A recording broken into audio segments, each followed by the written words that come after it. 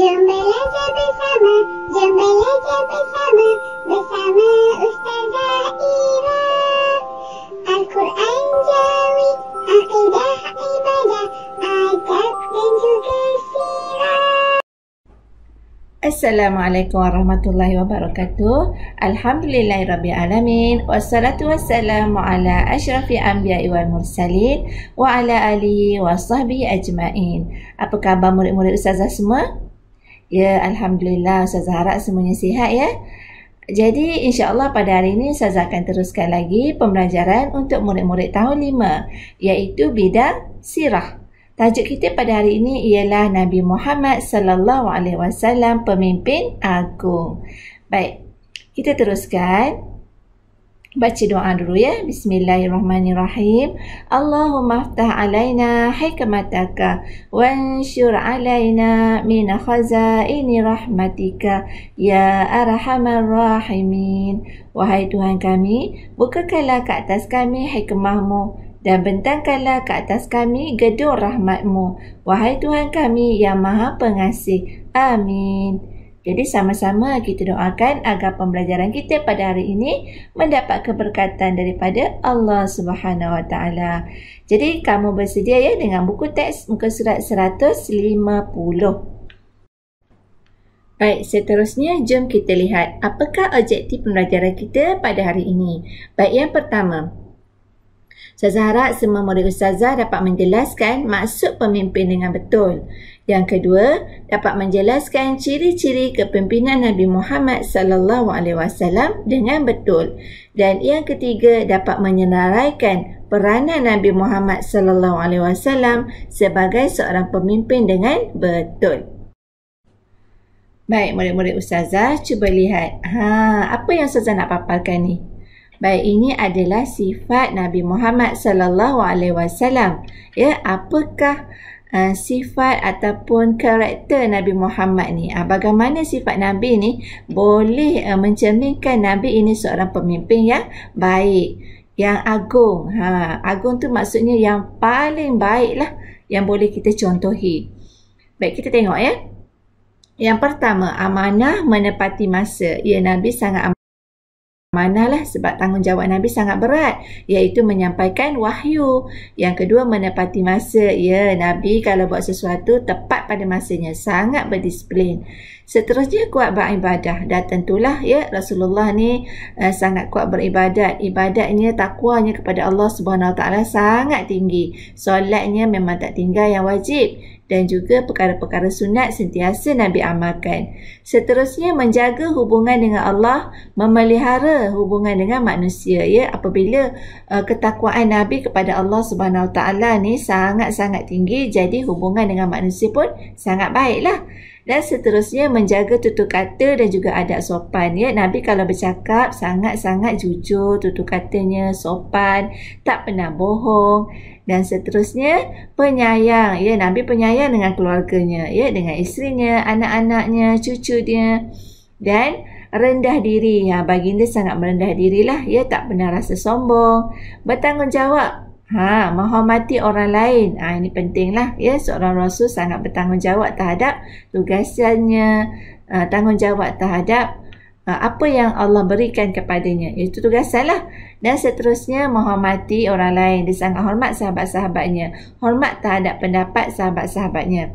Dan suka membantu dan menghindari perkara-perkara yang sia-sia. Ya, Nabi sangat suka membantu sahabat-sahabatnya dalam kesusahan dan menghindari perkara yang sia-sia. Sesuatu perkara yang Nabi rasa dia tak perlu Nabi buat, Nabi tak buat. Ya. Dan seterusnya, Nabi mengasihi orang tua dan juga kanak-kanak. Nabi juga bersifat sabar, sentiasa bercakap benar, suka bersedekah, tenang dan juga pemaaf. Jadi semua sifat-sifat yang mahmudah ni ada pada diri Rasulullah sallallahu alaihi wasallam. Nabi sangat suka bersedekah ya. Sebab Nabi ni hartanya banyak. Dia seorang yang dermawan. Jadi sifat Nabi yang dermawan ni sangat dicontohi oleh para sahabat. Dan kita perlu contohi jugalah, ya. Dan tenang, pemaaf. Tenang ni maksudnya Nabi tak pernah marah. Bukan tak pernah marah, maksudnya Nabi kalau marah dia tak menunjukkan sikap dia yang marah tu. Ya, tenang. Tenang ni dah tentulah, ya. Baik, seterusnya. Objektif kita yang pertama, kita nak tahu apakah maksud pemimpin itu.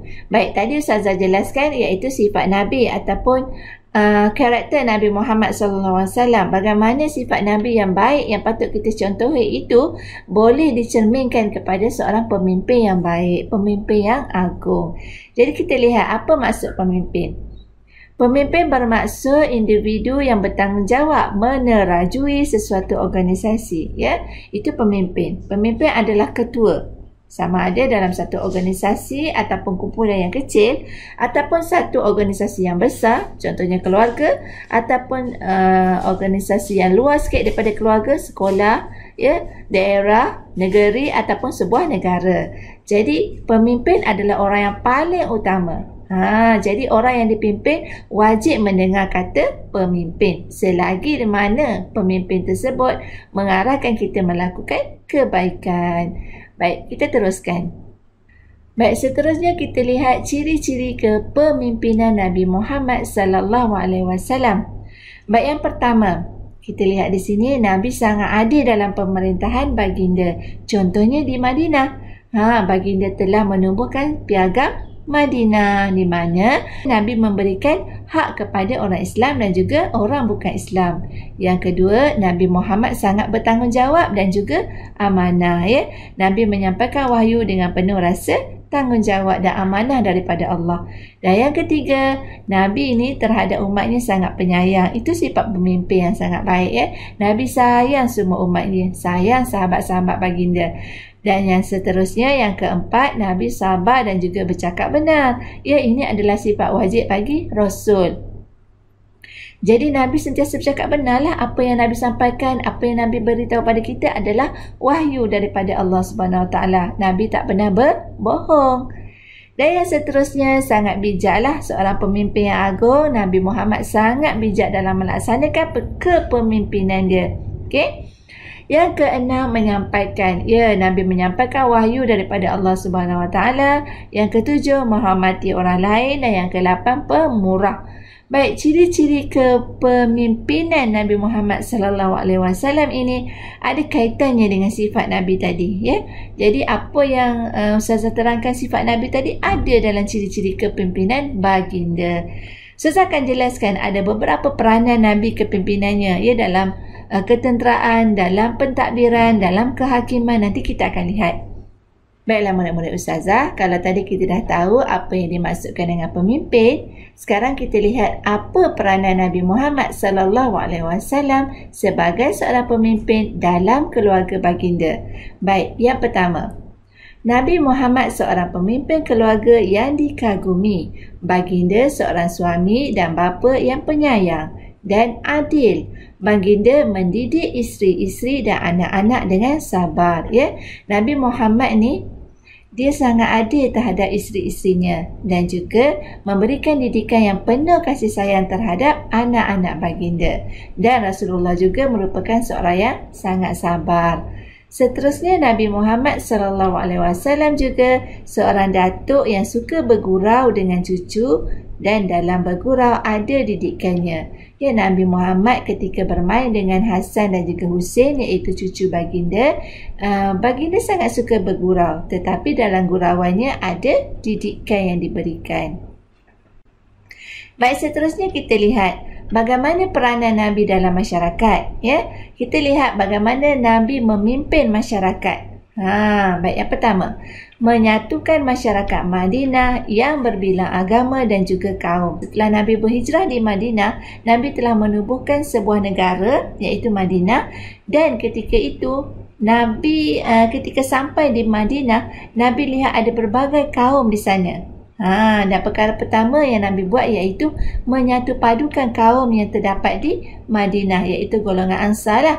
Dan Nabi juga menyatu padukan orang-orang Ansar, iaitu penduduk Madinah, dengan orang-orang Muhajirin. Muhajirin ni orang yang berhijrah bersama dengan Rasulullah sallallahu alaihi wasallam ke Madinah. Jadi perkara yang Nabi berjaya buat ketika tiba di Madinah iaitu menyatu padukan umat Islam, kaum Muhajirin dengan kaum Ansar. Baik. Seterusnya, Nabi juga telah menubuhkan piagam Madinah, ya. Dan di sana kita lihat bagaimana peraturan dan juga perlembagaan yang Nabi buat semata-mata untuk menjamin perdamaian dan juga perpaduan di kalangan penduduk Madinah.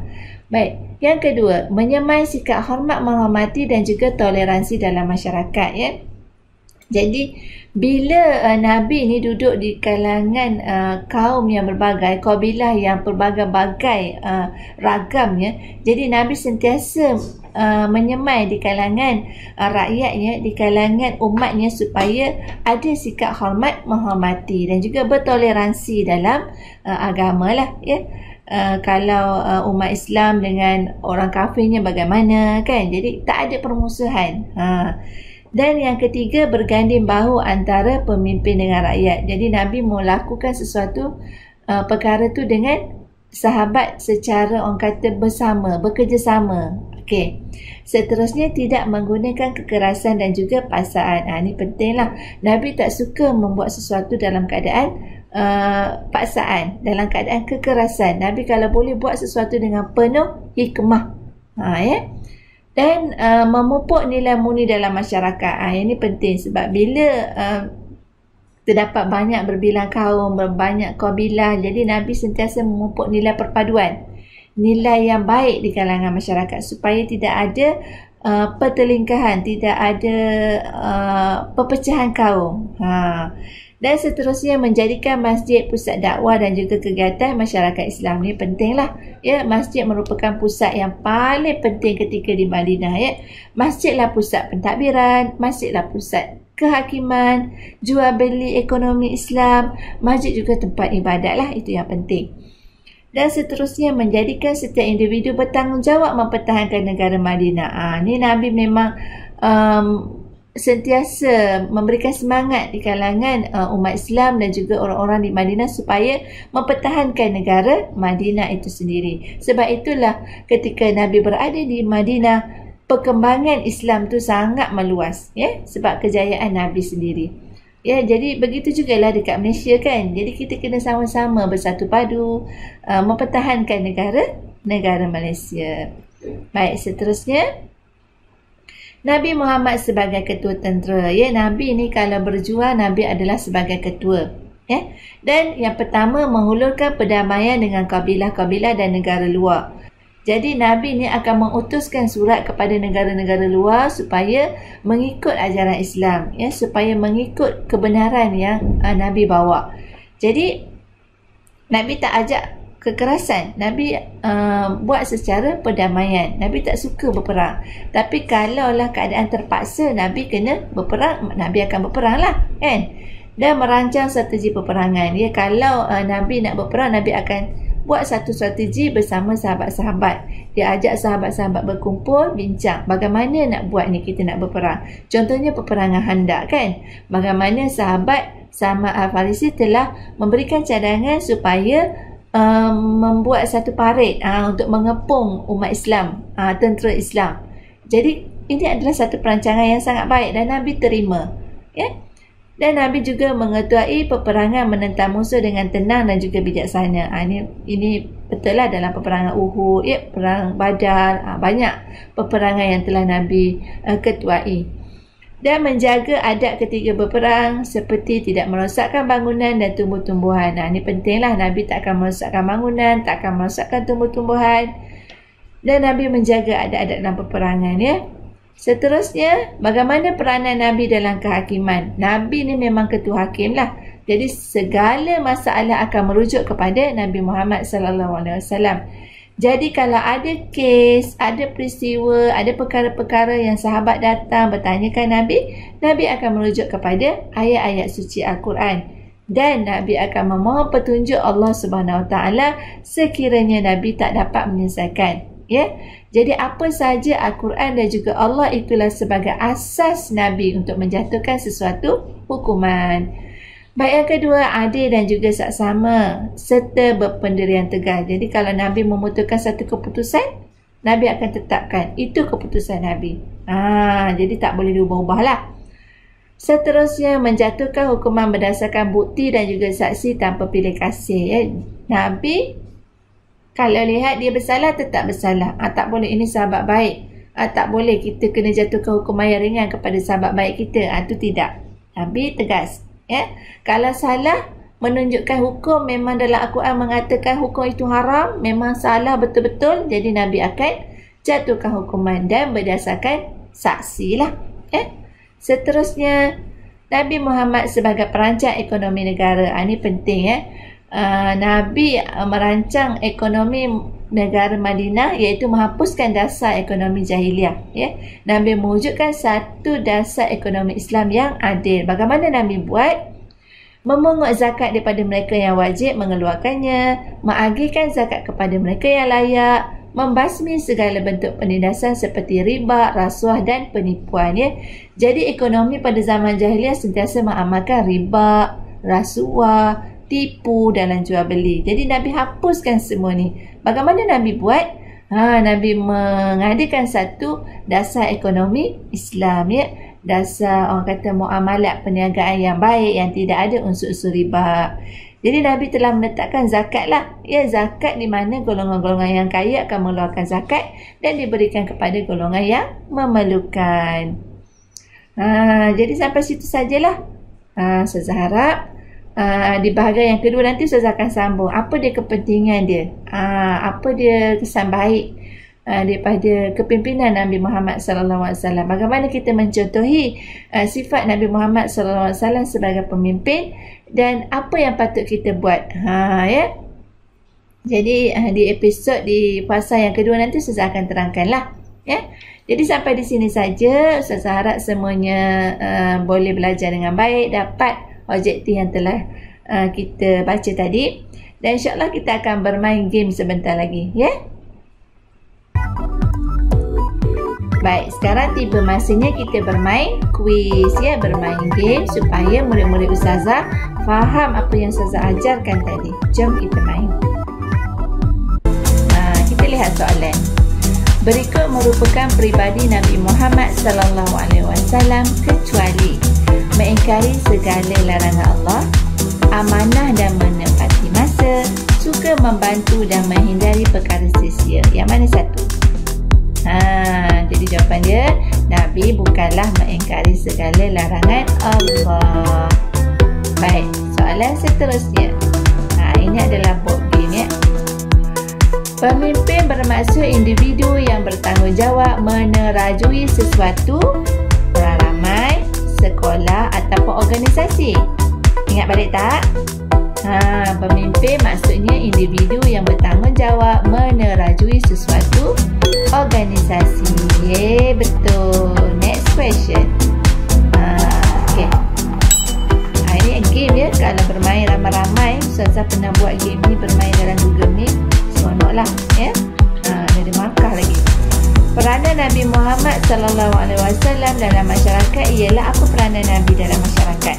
Okey. Tadi kita belajar kan, dalam keluarga, dalam masyarakat, sebagai ketua tentera, sebagai ketua hakim, apa dia peranan Nabi dalam masyarakat? Tidak adil, menyatu padukan masyarakat Madinah yang berbeza agama dan kaum, menimbulkan permusuhan dalam masyarakat.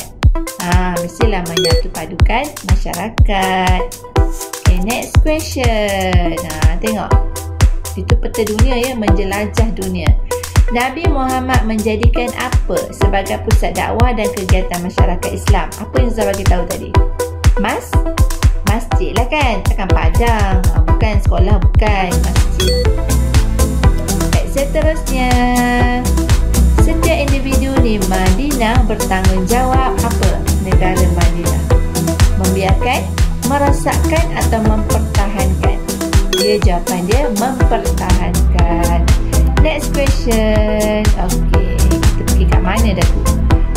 Dalam memimpin ketenteraan, Nabi merancang strategi peperangan dan mengetuai peperangan menentang musuh.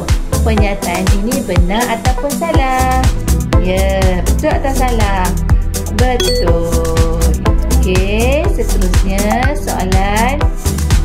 Nabi akan merosakkan bangunan, tumbuh-tumbuhan dan binatang ketika berperang. Kenyataan ini salah ke benar? Salah lah kan? Baik, seterusnya. Dapat tempat pertama lagi. Okey. Sebagai ketua hakim, Nabi menjadikan apa sebagai petunjuk dan juga panduan? Kitab terdahulu, Al-Quran atau buku-buku lama? Al-Quran. Baik, seterusnya, Nabi akan menjatuhkan hukuman berdasarkan apa ketika menghakimi? Bukti yang meragukan, tanpa bukti ataupun bukti yang kukuh? Mestilah bukti yang kukuh. Seterusnya, berikut ialah contoh perancangan ekonomi Nabi kecuali. Apa yang tidak benar? Menghapuskan dasar ekonomi jahiliah, betul. Mewujudkan dasar ekonomi Islam yang adil, betul. Memungut zakat daripada mereka yang wajib, betul. Mengagihkan zakat kepada yang memerlukan, betul. Membiarkan penindasan berlaku, betul salah? Salah lah. Yang ni ya. Yeay, cuba tengok. Ya, sudah dapat 100 patut makan. Jadi, ada jawapan ditunjukkan dekat bawah tu. Game ni bermain secara beramai-ramai. Baik, cuba kita tengok. Ustazah duduk di mana? Show leader. Kita tengok. Ni siapa ni? Ina. Ya, Ustazah main tu nama Ina. Ya, betul ya. Baik. Jadi sampai di sini sajalah yang Ustazah dapat jelaskan di bahagian yang pertama. Nanti di bahagian yang kedua kita akan sambung lagi apakah kepentingan ataupun bagaimana kita nak mencontohi kepimpinan Rasulullah ni dan kita amalkan dalam kehidupan kita, terutamanya kita sebagai murid lah ya. Jadi sekian saja daripada Ustazah. Assalamualaikum warahmatullahi wabarakatuh.